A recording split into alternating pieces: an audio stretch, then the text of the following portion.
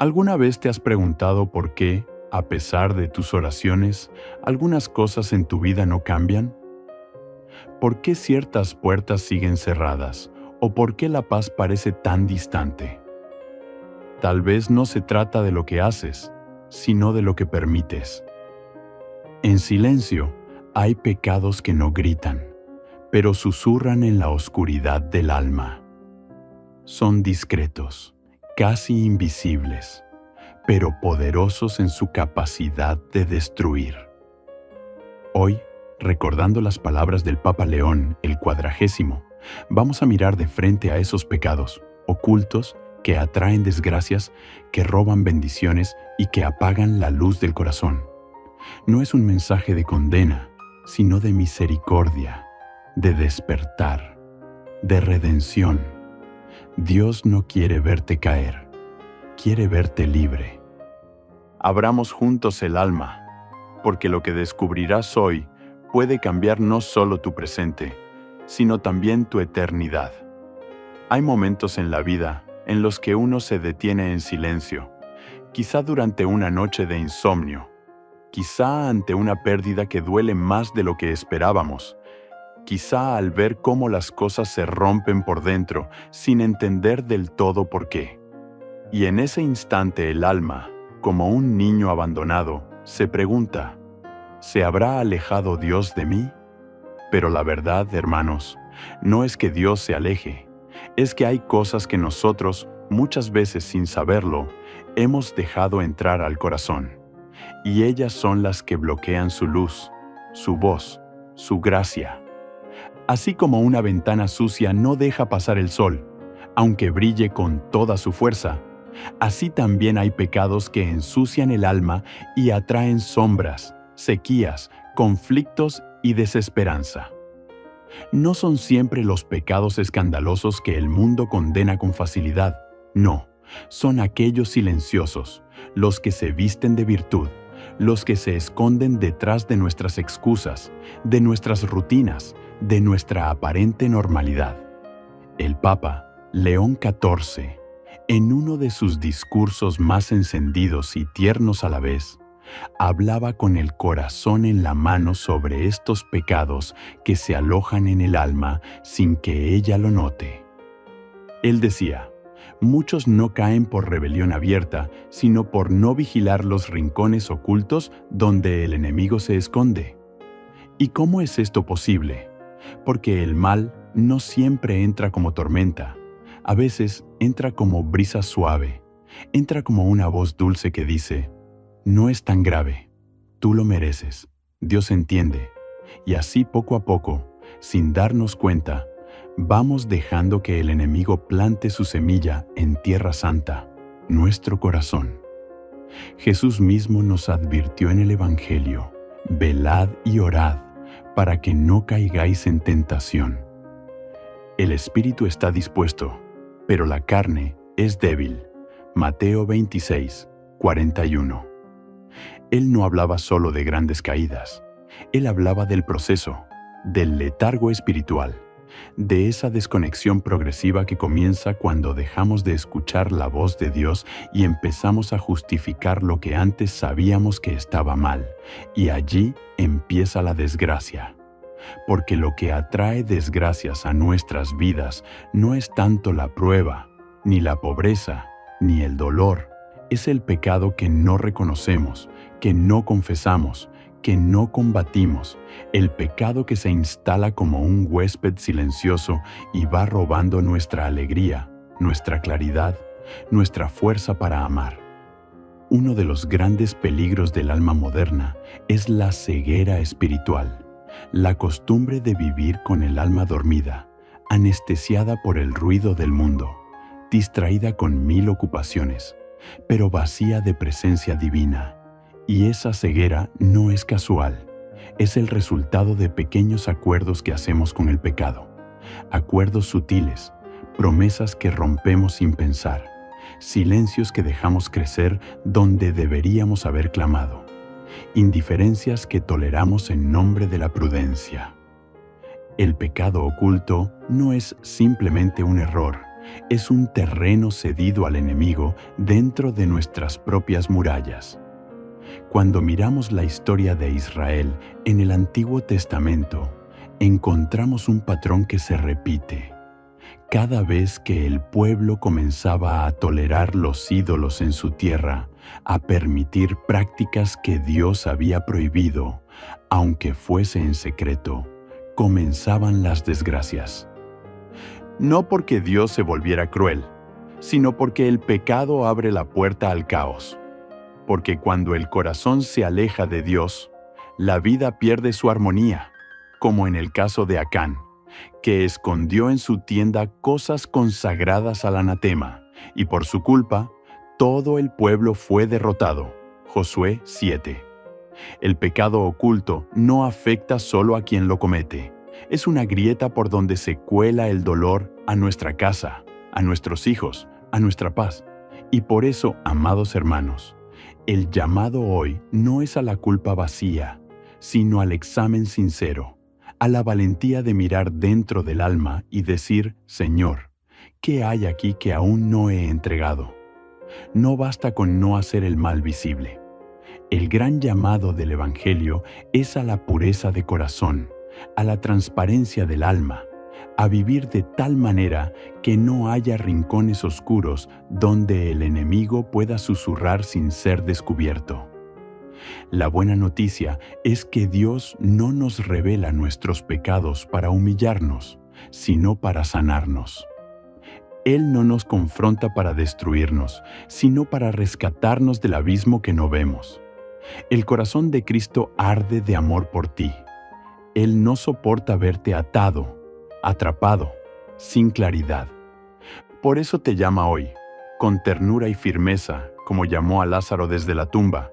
Sal fuera, sal de la negación, sal de la costumbre, sal de la tibieza, sal del silencio, y vuelve al abrazo de un Dios que quiere restaurarlo todo. Pero para eso es necesario el primer paso, reconocer. Como el hijo pródigo que no fue abrazado hasta que dijo, «He pecado contra el cielo y contra ti». Lucas 15, 21. No porque Dios no lo amara antes, sino porque el amor solo puede sanar donde hay verdad. Y la verdad nace cuando uno deja de esconderse, cuando uno se arrodilla y dice, «Señor, muéstrame lo que yo no veo». El mundo moderno nos ha enseñado a minimizar el pecado, a maquillarlo, a justificarlo, pero el alma no se nutre de excusas, se nutre de verdad, y la verdad, aunque duela, libera. Hoy, en este primer paso de nuestra reflexión, abramos el alma sin miedo, no para condenarnos, sino para despertar. Porque cuando el alma despierta, empieza a respirar el cielo.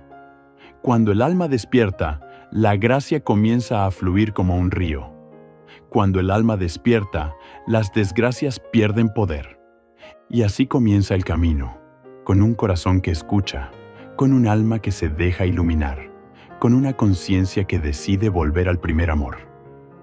Porque donde hay verdad, Dios habita, y donde Dios habita, ninguna oscuridad permanece.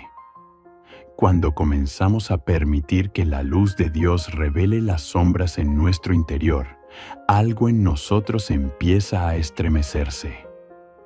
Ya no se trata solo de saber que algo está mal, sino de sentir cómo esa presencia extraña ha estado erosionando nuestra comunión con el cielo, a veces durante años. Entre los pecados más silenciosos, pero también más destructivos, se encuentra uno que ha engañado a multitudes desde el inicio de los tiempos. El orgullo. No el orgullo evidente y vanidoso que todos reconocen, sino ese que se disfraza de virtud, ese que se esconde detrás de la autosuficiencia, de la falsa humildad, de la resistencia a dejar que Dios tenga la última palabra. El orgullo tiene 1000 rostros, y todos ellos son seductores. Nos hace pensar que podemos solos, que no necesitamos consejo, que sabemos mejor que los demás. A veces lo confundimos con fuerza interior, con dignidad, con seguridad, pero en lo profundo es una voz que susurra: no necesitas a nadie, ni siquiera a Dios. Y en ese instante, el alma se separa de la vid, como una rama que decide vivir sin el árbol. Y ya sabemos lo que dijo el Señor: separados de mí, nada podéis hacer. Juan 15, 5. Nada. Ni construir un hogar duradero, ni encontrar paz, ni vencer nuestras heridas. Nada. Recordemos que fue el orgullo el primer pecado, el que hizo caer a Lucifer desde lo más alto del cielo. Subiré al cielo en lo alto junto a las estrellas de Dios. Levantaré mi trono. Seré semejante al Altísimo. Isaías 14, 13, 14. Así pensó aquel ángel que un día brilló más que todos. Pero cuando quiso ocupar el lugar de Dios, cayó en la más profunda oscuridad. El orgullo no es solo una actitud, es una rebelión del corazón. Y cuando esa rebelión se oculta bajo apariencias nobles, se vuelve aún más peligrosa. ¿Cuántas veces decimos: yo no molesto a nadie, yo hago las cosas bien? Pero por dentro rechazamos la corrección, despreciamos la oración, evitamos el silencio donde Dios podría hablarnos.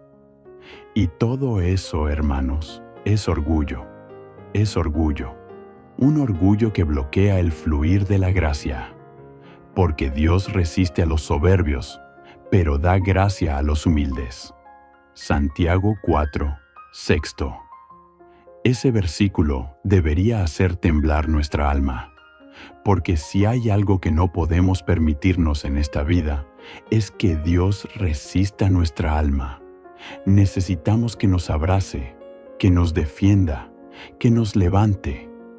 Pero si el orgullo está en el trono de nuestro corazón, Él no puede actuar. Lo más sutil del orgullo es que se mimetiza con el lenguaje religioso. ¿Cuántas veces lo vemos en quienes dicen servir a Dios, pero no pueden aceptar una corrección?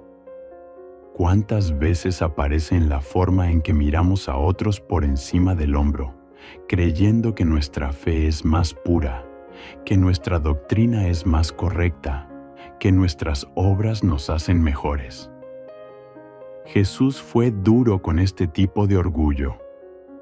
A los fariseos les dijo: sepulcros blanqueados, que por fuera parecen hermosos, pero por dentro están llenos de huesos y de toda inmundicia.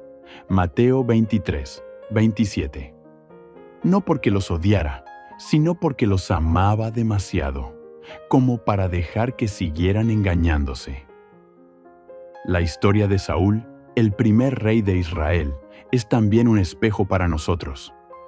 Al principio era humilde, no se consideraba digno del trono, pero con el tiempo, el poder, el miedo y la autosuficiencia comenzaron a invadir su alma. Cuando el profeta Samuel lo confrontó por su desobediencia, en lugar de arrepentirse, intentó justificarse. Dijo: temí al pueblo y obedecí su voz. 1 Samuel 15, 24. Como si eso fuera excusa para desobedecer a Dios. Y entonces el Señor lo rechazó como rey, no por su error, sino por su orgullo, porque no quiso someter su voluntad a la palabra divina, porque prefirió quedar bien con los hombres antes que humillarse ante el Altísimo. ¿Cuántas veces hacemos lo mismo? Sabemos lo que Dios quiere, pero elegimos lo que nos parece más conveniente. Y luego, cuando las cosas se complican, le preguntamos por qué permitió nuestra desgracia. Pero la verdad, hermanos, es que muchas de nuestras desgracias no son castigos, sino consecuencias de decisiones hechas desde el orgullo. Porque cuando el hombre pone su razón por encima de la voluntad de Dios, está sembrando vientos y más tarde recogerá tempestades. Y sin embargo, incluso en eso, Dios no nos abandona. ¡Qué grande es su misericordia! Él sigue llamando, sigue esperando, sigue tocando a la puerta del corazón. Él no exige perfección, exige humildad. Y la humildad no es pensar mal de uno mismo, es dejar que Dios sea quien guíe, quien hable, quien decida. Es reconocer que todo don viene de Él y que sin Él, hasta nuestros mejores logros se vuelven vanos. La humildad es el antídoto del orgullo y no nace de un acto heroico, sino de una decisión diaria. Orar, aunque no sintamos ganas. Pedir consejo, aunque creamos saber. Pedir perdón, aunque nos cueste. Servir, aunque no seamos reconocidos. Jesús lo dijo con claridad: aprended de mí, que soy manso y humilde de corazón. Mateo 11, 29. Él, siendo Dios, se despojó de todo para hacerse siervo. Lavó los pies de sus discípulos, tocó a los leprosos, se dejó crucificar sin defenderse. ¿Y nosotros? ¿Qué excusa tenemos para no seguir ese ejemplo? Hoy, al mirar dentro de nosotros, hagamos esta pregunta con honestidad. ¿En qué áreas de mi vida me he vuelto orgulloso? ¿Dónde estoy resistiendo la voz de Dios? ¿Qué actitudes mías impiden que su gracia fluya? No respondamos rápido, meditemos, escuchemos, porque cuando el alma reconoce su necesidad, el cielo se abre, porque cuando uno se humilla, Dios lo exalta, no para engrandecerlo a los ojos del mundo, sino para restaurarlo a su verdadero lugar, en el corazón de su Padre Celestial. Que esta verdad nos guíe, que nos permita entrar en esa zona sagrada donde el alma se rinde. Porque ahí comienza la libertad.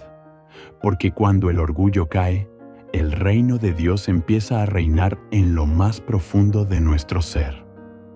Cuando el alma empieza a despojarse del orgullo, como quien se quita un manto pesado que la cubría sin darse cuenta, comienza también a descubrir otras sombras más profundas, más silenciosas, más difíciles de aceptar.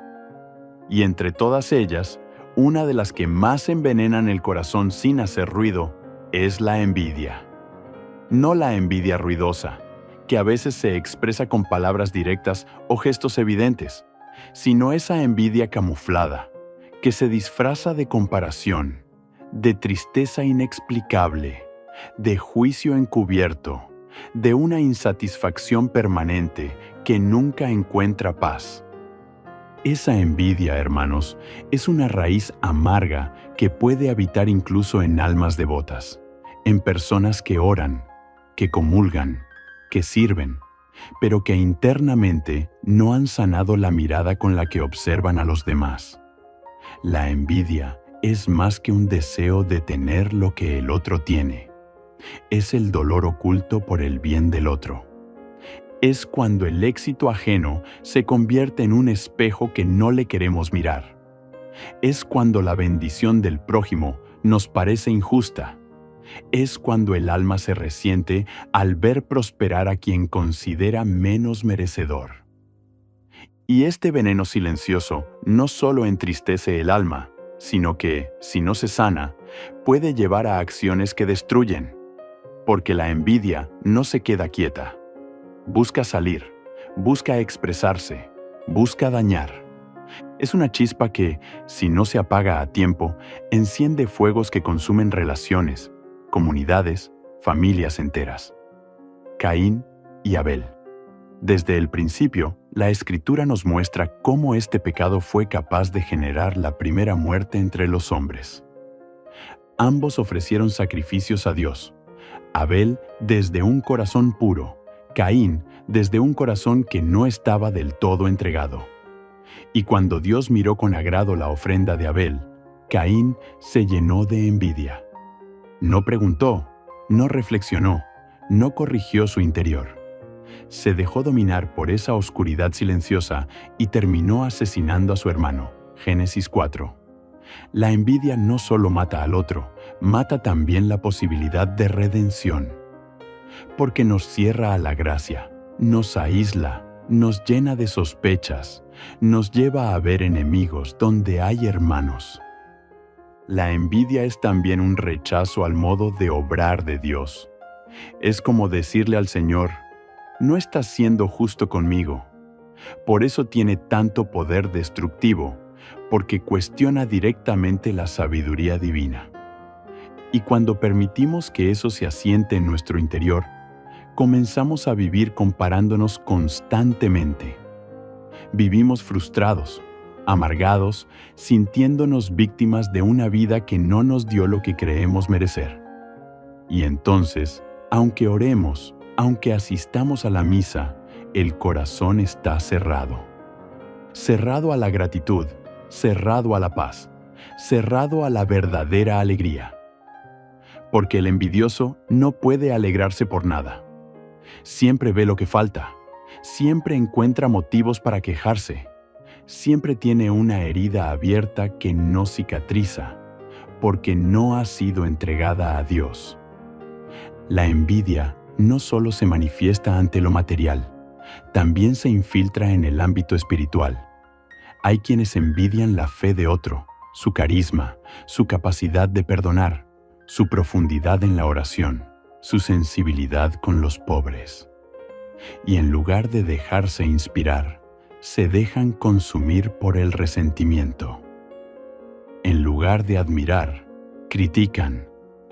Naisempur, lugar de acercarse, se alejan. Y así pierden oportunidades de crecer, de aprender, de recibir. ¿Cuántos dones de Dios hemos rechazado por no soportar que vinieran en manos de otro? Jesús también enfrentó la envidia de los fariseos y escribas. Ellos no soportaban verlo sanar, enseñar con autoridad, tocar a los impuros, hablar con las mujeres, perdonar a los pecadores. No soportaban que el pueblo lo siguiera. Y esa envidia, disfrazada de celo religioso, terminó crucificándolo, porque sabían que por envidia lo habían entregado. Mateo 27:18. ¡Qué palabras tan duras! ¡Qué revelación tan dolorosa! La envidia no solo nos lleva al odio, nos puede llevar a rechazar al mismo Dios cuando no viene como esperábamos. Y por eso es tan necesario que abramos hoy el alma a esta verdad, porque quizás nunca lo hemos dicho en voz alta. Quizás nunca hemos admitido que en nuestro corazón hay espacios oscuros donde la envidia ha echado raíces. Pero si no lo reconocemos, seguirá dañándonos, seguirá robándonos el gozo, seguirá interrumpiendo nuestra comunión con Dios. Porque no se puede orar verdaderamente cuando el corazón está dividido entre la alabanza y la comparación. No se puede servir con libertad cuando se lleva encima el peso de los celos. No se puede amar con sinceridad cuando se teme que el otro brille más que uno. Pero Dios no quiere que vivamos así. Él quiere sanar ese lugar del alma donde la envidia se esconde. Él quiere devolvernos la capacidad de alegrarnos por los demás, de bendecir lo que no entendemos, de agradecer incluso lo que no tenemos. Solo la gratitud puede curar la envidia. Solo la confianza en la providencia puede apagar ese fuego.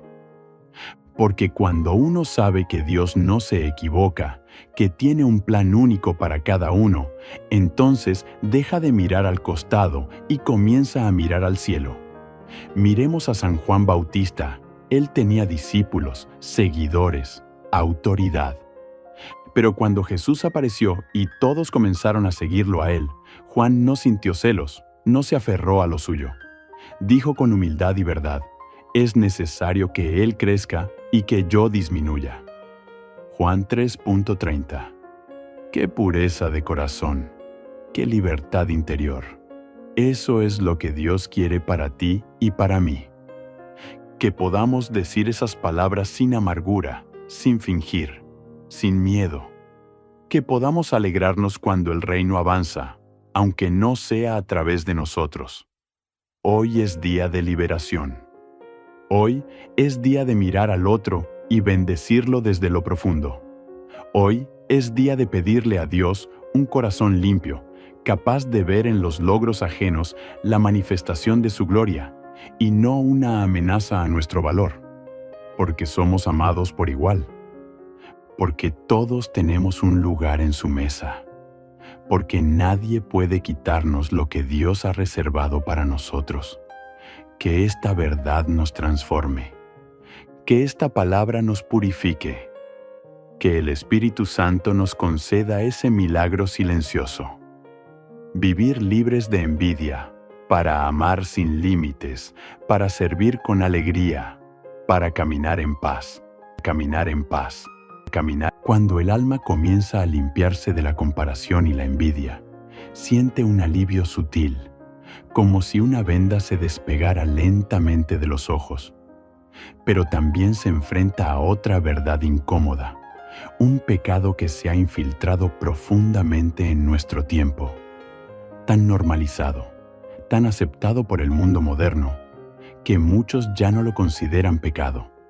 Y sin embargo, es una de las puertas más amplias por donde entra la desgracia a la vida espiritual, emocional y familiar.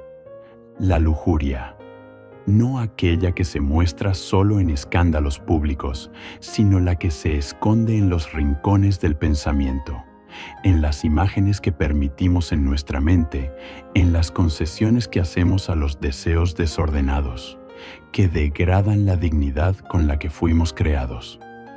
La lujuria es como un fuego que comienza con una chispa casi inocente y termina consumiéndolo todo si no se apaga a tiempo.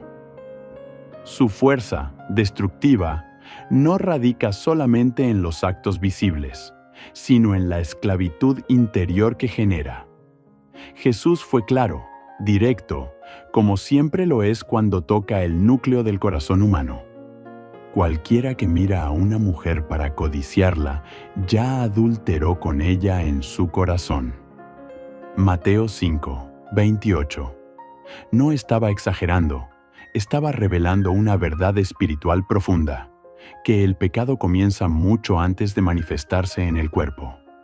Nace en la intención, en el deseo no purificado, en la mirada que deja de ver personas y empieza a ver objetos.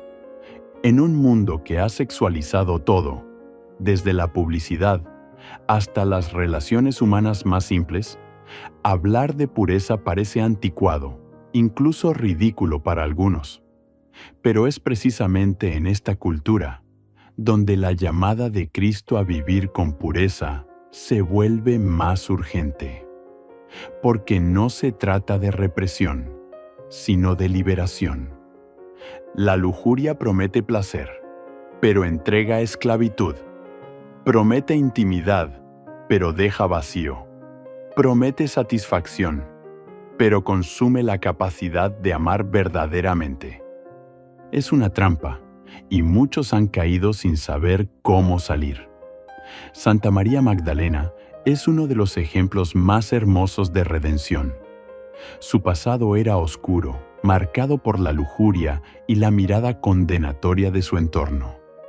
Pero cuando se encontró con Jesús, no encontró un juez, sino un Salvador. No encontró condena, sino compasión. Y fue esa mirada limpia de Cristo la que quebró sus cadenas interiores. Desde entonces ya no buscó el amor en brazos que la usaban, sino en el corazón que la perdonó. Y fue ella quien, con lágrimas, ungió los pies del Señor. Porque quien ha sido liberado profundamente, ama con intensidad. Por eso Jesús dijo, sus muchos pecados le son perdonados, porque amó mucho. Lucas 7, 47. La lujuria, cuando se oculta, comienza a sembrar destrucción silenciosa. Daña matrimonios, rompe la confianza, distorsiona la belleza de la sexualidad creada por Dios. A menudo comienza con algo que parece inocente. Una mirada prolongada, una conversación inapropiada, una fantasía tolerada, una imagen que no se rechaza. Pero el alma se va debilitando, la conciencia se adormece. Y lo que antes nos avergonzaba, ahora lo justificamos. Decimos, todos lo hacen. No es tan grave. Es solo un pensamiento. Y sin darnos cuenta, vamos alejándonos de la fuente de la gracia. San Pablo, consciente del poder que tiene este pecado, exhortaba con firmeza: huid de la infornicación. Cualquier otro pecado que el hombre cometa está fuera del cuerpo, mas el que fornica contra su propio cuerpo, peca. 1 Corintios 6, 18. No dijo, resistan o enfrenten. Dijo, huid, porque no se trata de una batalla que se gana solo con fuerza de voluntad. Se gana con vigilancia, con oración, con sacramentos, con humildad. Se gana reconociendo la fragilidad y no exponiéndose al fuego. Se gana llenando el corazón de luz para que no quede espacio a las tinieblas. ¿Cuántas personas hoy viven bajo la esclavitud de este pecado, sin saber que hay salida? ¿Cuántos matrimonios se han destruido por infidelidades que comenzaron como simples mensajes? ¿Cuántos jóvenes han perdido la alegría de una mirada limpia porque sus ojos están cautivos de imágenes que corrompen? ¿Cuántas almas ya no sienten la presencia de Dios porque su conciencia se ha acostumbrado al desorden? Pero hay esperanza, siempre hay esperanza, porque no hay cadena que Cristo no pueda romper. No hay pecado que su misericordia no pueda perdonar. No hay historia que Él no pueda redimir. La pureza es posible, no como una carga, sino como un don. No como una meta inalcanzable, sino como un camino de amor. Es volver a mirar como miraba Jesús. Es aprender a ver el cuerpo como templo, no como mercancía. Es restaurar el valor de cada persona. Es recuperar el respeto por uno mismo. Es vivir en libertad, porque el alma pura no es la que nunca fue tentada, sino la que, con la ayuda del Espíritu Santo, elige el bien aunque cueste. Elige el amor verdadero por encima del deseo pasajero.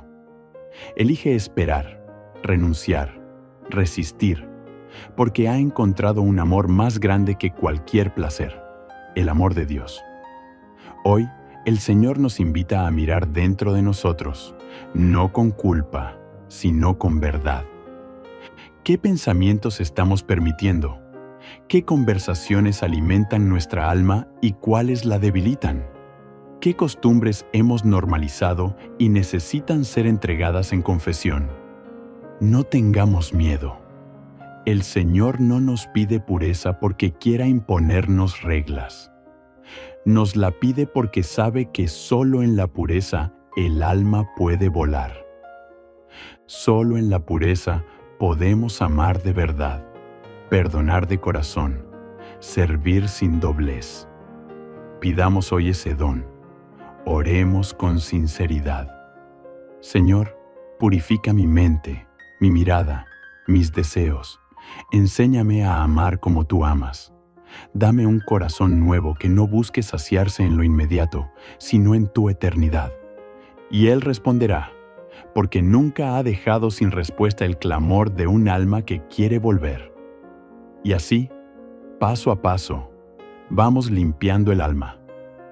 Vamos cerrando las puertas por donde entraban las desgracias, no por miedo al castigo, sino por deseo de vivir en plenitud. Porque el cielo comienza cuando el alma se ordena, y ese orden, ese perfume de santidad, comienza cuando dejamos que Dios reine incluso en nuestros deseos más íntimos.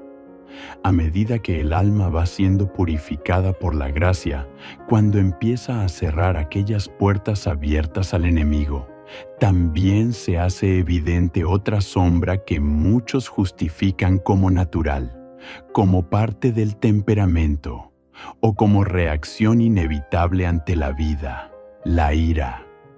Y sin embargo, la ira, cuando no es iluminada por la luz del Espíritu Santo, se convierte en una raíz profunda de violencia, de amargura, de destrucción silenciosa.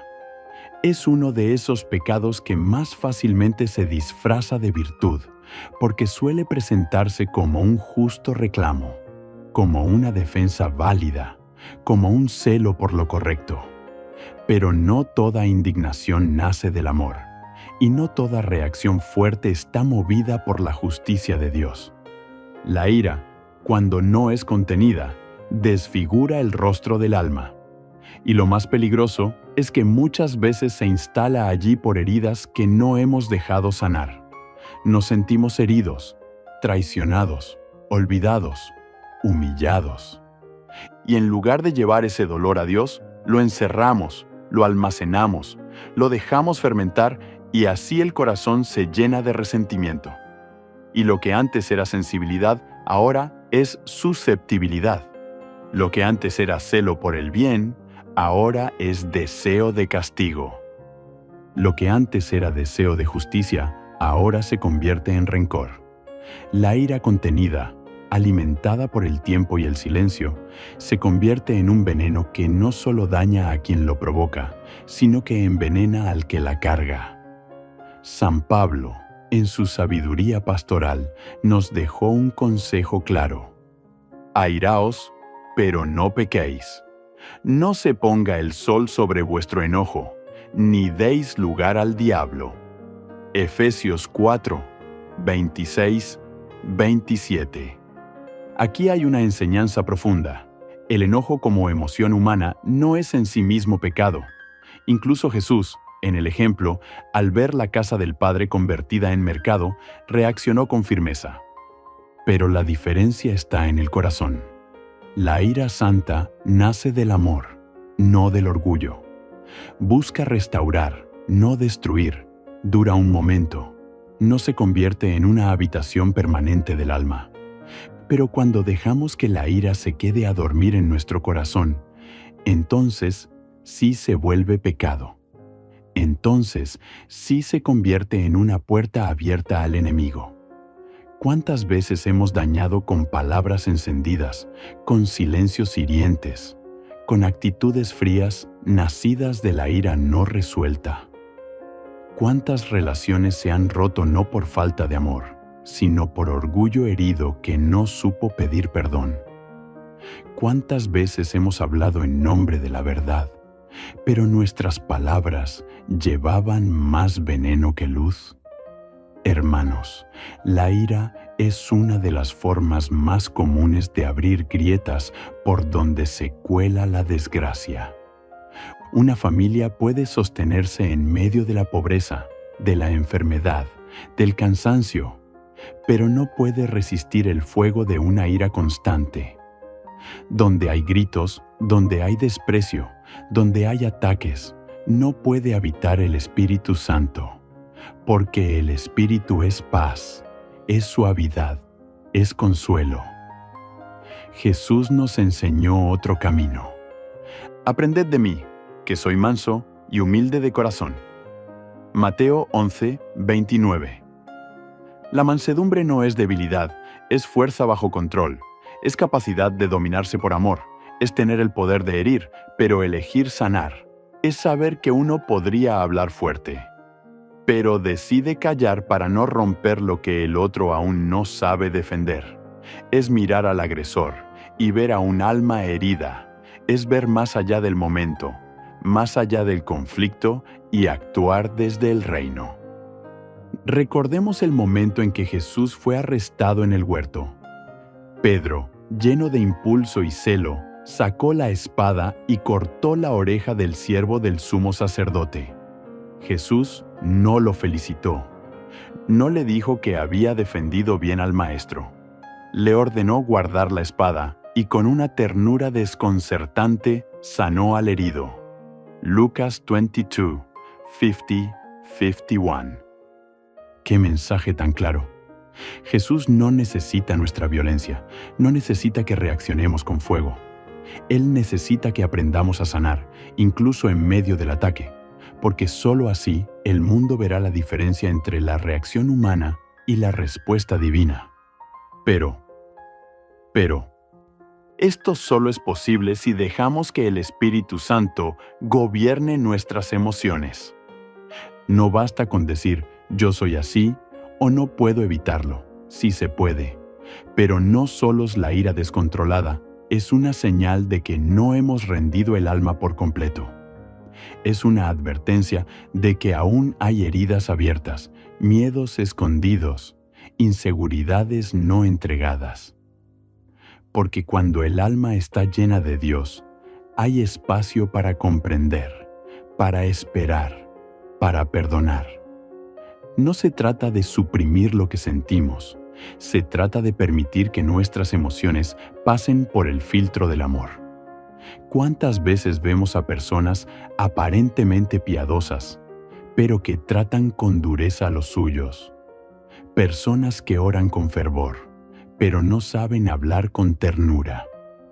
Padres que trabajan sin descanso, pero se vuelven inaccesibles por su temperamento. Hijos que aman a sus padres, pero los hieren con sarcasmos y críticas. Es la ira no sanada la que convierte nuestras relaciones en trincheras. Y por eso hoy el Señor quiere sanarnos desde dentro. No es casual que una de las bienaventuranzas sea: bienaventurados los mansos, porque ellos heredarán la tierra. Mateo 5:5. Porque el manso no conquista con fuerza, sino con presencia. Porque el manso transforma sin imponerse. Porque el manso es reflejo de Cristo. Y esa mansedumbre no nace de no sentir, sino de haber rendido todo sentimiento a los pies de la cruz. Hoy el llamado es claro. Revisemos nuestro interior. Preguntémonos con sinceridad: ¿a quién estoy guardando rencor? ¿A quién necesito perdonar? ¿Qué situación del pasado sigue provocando explosiones en mi presente?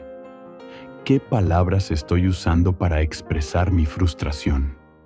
¿Estoy dejando que el sol se ponga sobre mi enojo?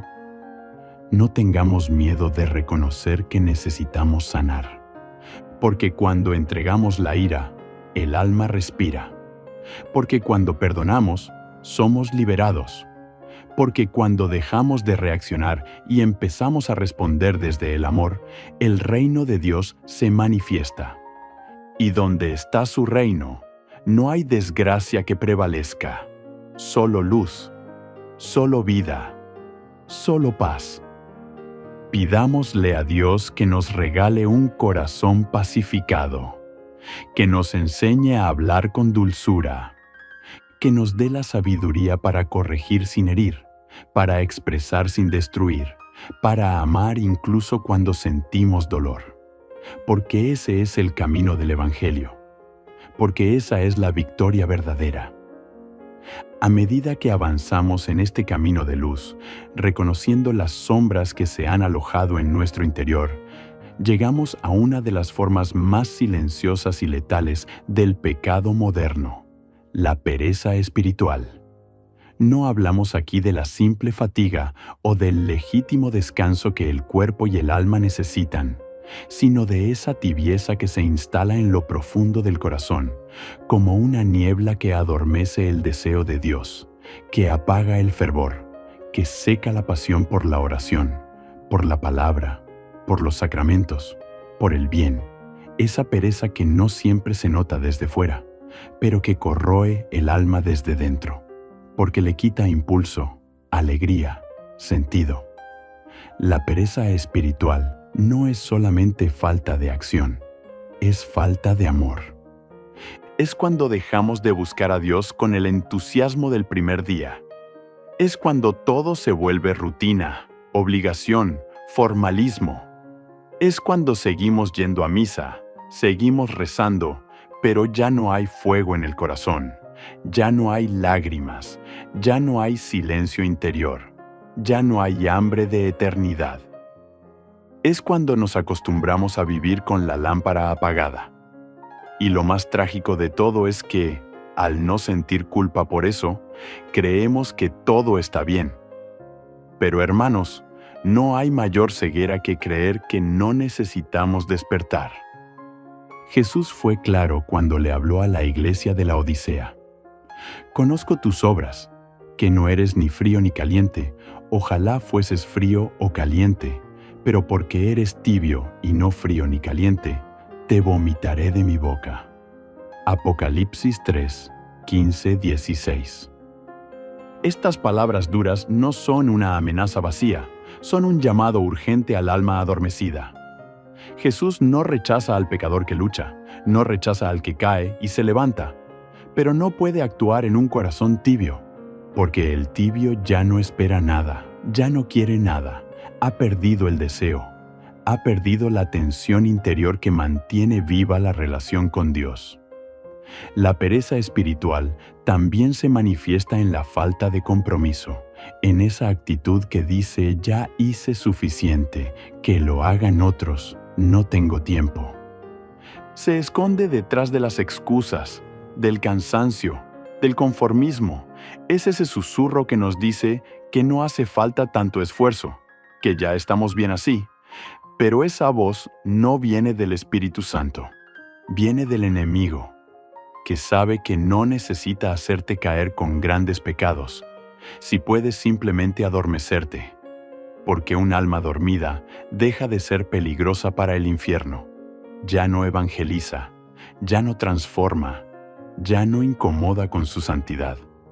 Recordemos la parábola de las 10 vírgenes. Todas estaban esperando al esposo, todas tenían lámparas, pero solo 5 llevaron aceite suficiente. Las otras, en su descuido, en su indiferencia, dejaron que se agotara la llama. Mateo 25, 1-13. Y cuando llegó el momento, no estaban listas.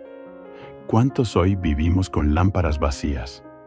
¿Cuántos estamos tan ocupados, tan distraídos, que no percibimos que nuestra fe ya no arde, que nuestra alma ya no canta, que nuestros pasos ya no buscan el rostro de Dios? La pereza espiritual puede disfrazarse incluso de prudencia. Decimos que no queremos ser fanáticos, que hay que vivir con equilibrio, pero no confundamos el equilibrio con la mediocridad. No confundamos la calma con la tibieza. El alma que ama a Dios nunca se conforma, siempre desea más, no por ambición, sino por sed. San Agustín lo expresó con una belleza inmortal. Nos hiciste, Señor, para ti, y nuestro corazón está inquieto hasta que descanse en ti. Esa inquietud santa es el antídoto contra la pereza, esa llama interior que no nos deja instalarnos en una vida cómoda, segura, superficial, y sin embargo, no se trata de hacer más cosas.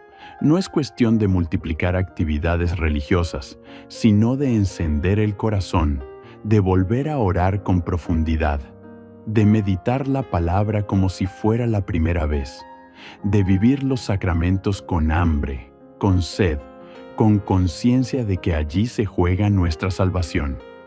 Es volver a servir, no por obligación, sino por amor. Volver a hablar de Dios con pasión, como quien ha encontrado un tesoro, porque eso es lo que nos salva del letargo, el amor que renueva todas las cosas. San Pablo nos exhorta: no seáis perezosos en lo que requiere diligencia, fervientes en espíritu sirviendo al Señor. Romanos 12.11. Y ese fervor no viene de la emoción, sino de la decisión. Es una gracia que hay que pedir cada día. Es una llama que hay que cuidar, como el sacerdote que debía mantener encendido el fuego del altar sin dejar que se apagara nunca. Levítico 6.12.13. Así también el corazón del cristiano debe ser un altar encendido, aunque todo alrededor esté frío, aunque el mundo no entienda, aunque el cansancio se haga sentir, porque sólo así la luz del reino brilla en medio de las tinieblas. Y si hoy te reconoces cansado, apagado, distraído, no te desesperes, no estás solo. Todos en algún momento hemos caído en esta pereza espiritual, pero lo importante es no quedarse allí, es clamar, es decir: Señor, despiértame, Señor, como los discípulos en la barca que gritaban: Maestro, ¿no te importa que perezcamos? Marcos 4:38. Y Jesús, aún en medio de la tormenta, se levantó y calmó los vientos. Él también puede calmar nuestra tibieza. Él también puede soplar sobre nuestra alma el aliento de vida. Pide hoy esa gracia. No te conformes con una fe mediocre. No vivas como si tu alma no fuera eterna. No digas: mañana cambiaré. Cuando tenga más tiempo, hoy es el día. Hoy es el momento de volver a arder. Hoy es el momento de tomar aceite nuevo para tu lámpara, porque el esposo viene y no sabemos la hora, no sabemos cuándo. Llegará el día en que nuestra alma será llamada a rendir cuentas, que no nos encuentre dormidos, que no nos encuentre indiferentes, que nos encuentre amando. Y si algún hermano cercano está apagado, no lo juzgues. Acércate con ternura, dale tu fuego. Recuérdale que vale la pena seguir, que no todo está perdido, que aún puede volver, porque eso hace el verdadero discípulo. Enciende lo que está por apagarse, levanta lo que está por caer, y juntos caminamos hacia el reino. Cuando el alma ha comenzado a despertar de su letargo, cuando la tibieza empieza a ser reemplazada por un fuego renovado, hay una última trampa sutil que puede detener el avance espiritual. Una sombra que se viste de prudencia, que se presenta como necesidad legítima, pero que encierra una fuerza destructora: la avaricia. No hablamos solamente del deseo desordenado de riquezas materiales, sino de esa necesidad profunda de controlar, de poseer, de asegurarlo todo por nuestras propias fuerzas. Es el miedo disfrazado de previsión. Es la ansiedad que reemplaza a la confianza. Es la tendencia a acumular como si Dios no existiera. Y en esa acumulación no solo llenamos nuestros armarios, vaciamos el alma. La avaricia no siempre se manifiesta en la ostentación. A veces habita en los corazones de quienes viven modestamente, pero que no pueden compartir, que se aferran con miedo a lo poco que tienen, que no confían en que Dios puede proveer. Es un pecado que se oculta bajo frases comunes. Hay que estar seguros. No sabemos qué pasará mañana. Primero mis hijos. Yo me lo gané. Es mío. Pero cuando lo que poseemos se convierte en un muro entre nosotros y el prójimo, cuando ya no podemos dar sin dolor, cuando ayudar se vuelve un sacrificio imposible, entonces la avaricia ya ha tomado el control del corazón. Jesús fue claro y contundente cuando dijo: no, podéis servir a Dios y a las riquezas. Mateo 6:24.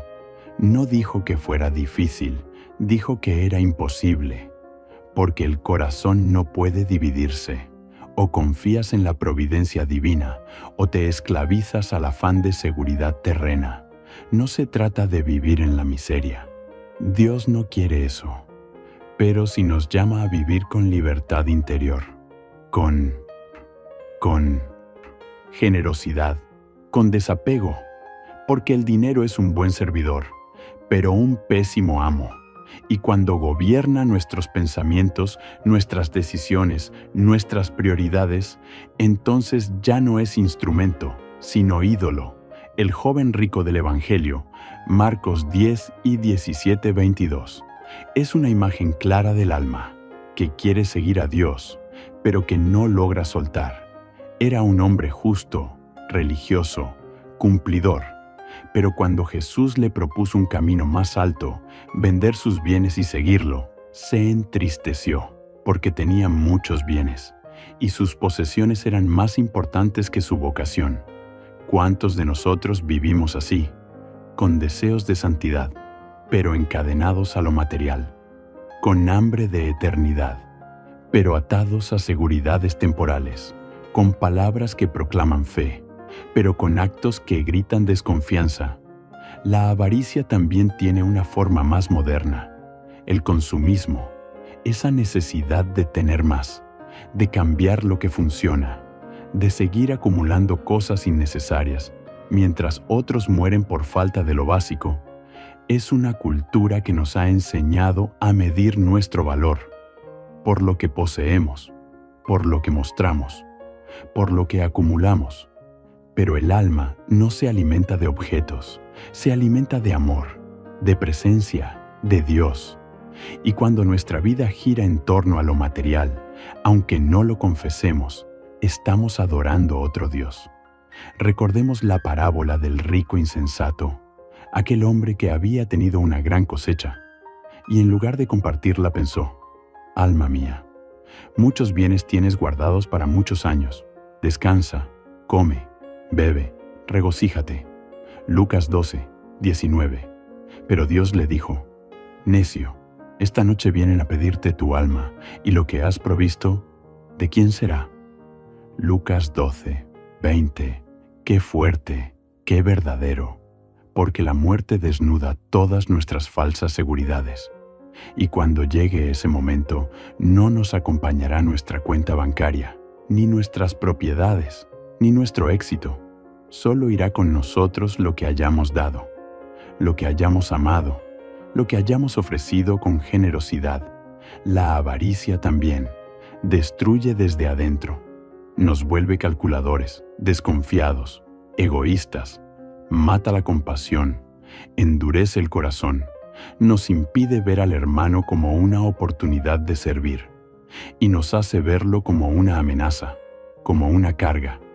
Pero cuando el alma se libera de esa esclavitud, cuando comenzamos a vivir con manos abiertas y no cerradas, descubrimos una verdad que cambia todo. Dar es recibir. No hay mayor alegría que la de compartir. No hay mayor libertad que la de no tener miedo a perder. Porque quien ha puesto su confianza en Dios nunca está realmente en escasez. Los santos comprendieron esto. San Francisco de Asís, por ejemplo, nació en una familia rica, con todas las posibilidades del mundo. Pero un día entendió que las riquezas no le daban vida, sino peso, y decidió desprenderse de todo para abrazar la pobreza evangélica, no como desprecio al mundo, sino como forma de amar sin límites. Y en su pobreza fue uno de los hombres más libres, más plenos, más llenos de gozo que ha conocido la Iglesia. Porque quien tiene a Dios, lo tiene todo. Hoy el Señor nos invita a revisar nuestro corazón. ¿Qué lugar ocupan las cosas en mi vida? ¿Estoy dispuesto a compartir? ¿Qué tan fácilmente puedo desprenderme de algo por amor a otro? ¿Vivo con la confianza de que Dios proveerá? ¿O me sostengo en mis propias fuerzas? Estas no son preguntas cómodas, pero son necesarias, porque muchas veces la desgracia que experimentamos no es porque Dios nos haya quitado algo, sino porque no supimos darlo cuando era el momento, y el alma que retiene termina vacía. Que el Espíritu Santo nos conceda la gracia de la generosidad, que aprendamos a vivir con lo necesario, que podamos distinguir entre lo que queremos y lo que realmente necesitamos, que nunca dejemos de ayudar por miedo, porque el que da al pobre, le presta a Dios. Proverbios 19, 17. Y Dios nunca queda debiendo. Desprenderse no es perder, es confiar, es decirle al Señor: tú eres mi seguridad. Es reconocer que nuestra vida no se mide por lo que acumulamos, sino por lo que somos capaces de entregar. Y cuando el alma aprende a soltar, se vuelve liviana, y cuando es liviana, puede volar. Y ahora, al llegar hasta aquí, cuando el alma ya ha sido enfrentada con la verdad de su orgullo disfrazado, de su envidia silente, de su deseo impuro oculto, de su ira justificada, de su tibieza disfrazada de paz y de su avaricia razonada como previsión, queda todavía un último umbral, uno que no siempre reconocemos como pecado, pero que en realidad es una de las causas más profundas de la desgracia espiritual: la desesperanza, ese susurro sombrío que se instala cuando dejamos de creer que Dios puede hacerlo, Cuando pensamos que ya no hay salida, que no hay perdón suficiente, que no hay posibilidad de restauración para nosotros, ese último enemigo, tan silencioso, como mortal, se oculta bajo palabras que suenan humildes, pero que en el fondo son una forma sutil de soberbia. Dios no puede perdonarme. Mi historia ya está perdida. Es demasiado tarde para mí. La desesperanza no es simplemente tristeza, es ausencia de fe en la misericordia. Es dudar del amor de Dios más que del propio pecado. Es mirar las propias caídas con más atención que al rostro de Cristo. Y esa desesperanza, hermanos, paraliza el alma, la desconecta de los sacramentos, de la comunidad, de la oración, convierte el corazón en una cueva silenciosa, donde ya no se espera nada, donde uno simplemente sobrevive, pero ya no vive. Y es allí donde el enemigo se sienta cómodo, porque sabe que un alma sin esperanza es tierra estéril. Por eso la desesperanza es uno de los pecados más dolorosos a los ojos de Dios. No porque Él se sienta ofendido, sino porque ve cómo sus hijos dejan de creer en su poder sanador. Judas y Pedro son el retrato perfecto de esta verdad. Ambos traicionaron al Maestro, ambos fallaron, pero uno se hundió en la desesperanza y terminó en la muerte. El otro, llorando amargamente, dejó que Jesús lo restaurara. Lucas 22, 62.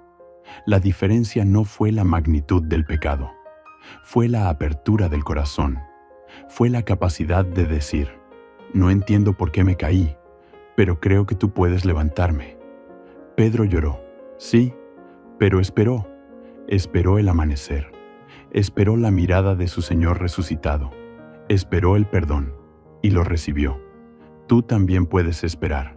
No importa cuántos años han pasado, no importa cuántas veces repetiste el mismo error, no importa cuántas promesas has roto, si tu corazón aún late, si aún puedes arrodillarte, si aún puedes decir: Señor, acuérdate de mí.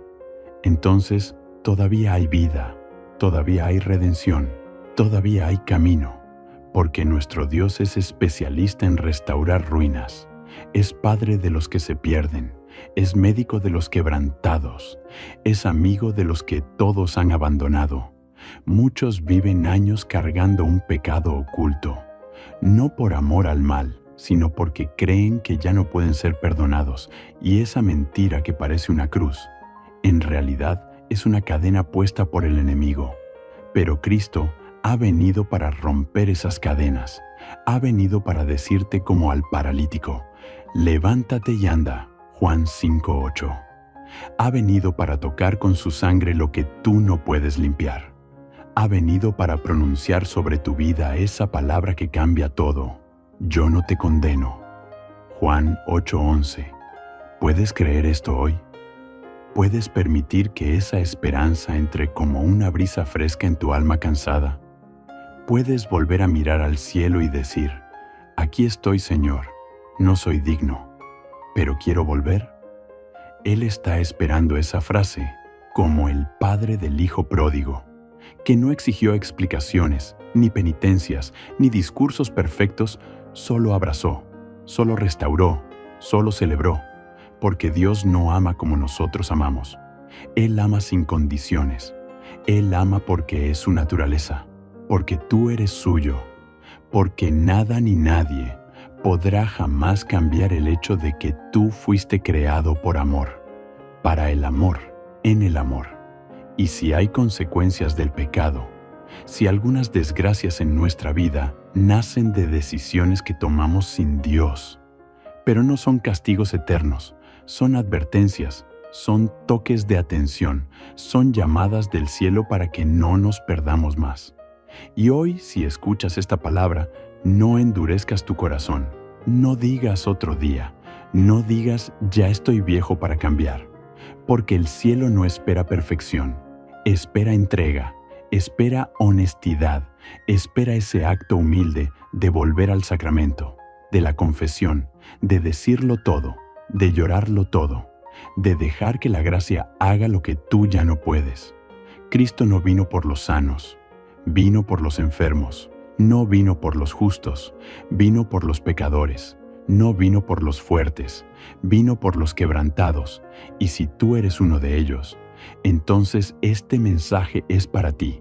Este es tu momento, este es tu llamado, esta es la hora de la misericordia. No vivas más bajo la sombra de tus errores, no arrastres más esa cruz hecha de vergüenza y de culpa. Deja que Jesús la lleve contigo, deja que Él la transforme en instrumento de gloria. Y cuando tu alma empiece a despertar a esta esperanza, cuando ya no te escondas, cuando ya no vivas temiendo que todo te irá mal, entonces descubrirás que muchas de las desgracias que te rodeaban comienzan a disiparse, porque la bendición no se trata solo de salud, de trabajo o de paz externa. La mayor bendición es vivir en gracia, es acostarse cada noche sabiendo que, pase lo que pase, tú estás en los brazos del Padre. Es enfrentar cada problema con la certeza de que no estás solo. Es saber que, incluso en medio de la tormenta, hay un Cristo que duerme en tu barca, y que cuando lo despiertes con tu clamor, calmará el viento y el mar. Por eso hoy te invito a elegir, a dejar atrás lo oculto, lo encubierto, lo no confesado. A cerrar las puertas por donde las sombras han entrado, a romper con todo aquello que te aleja de tu Dios, a hacer un acto de valentía espiritual, porque el reino de Dios no es para los tibios ni para los que viven en la oscuridad, es para los que se levantan, para los que claman, para los que creen.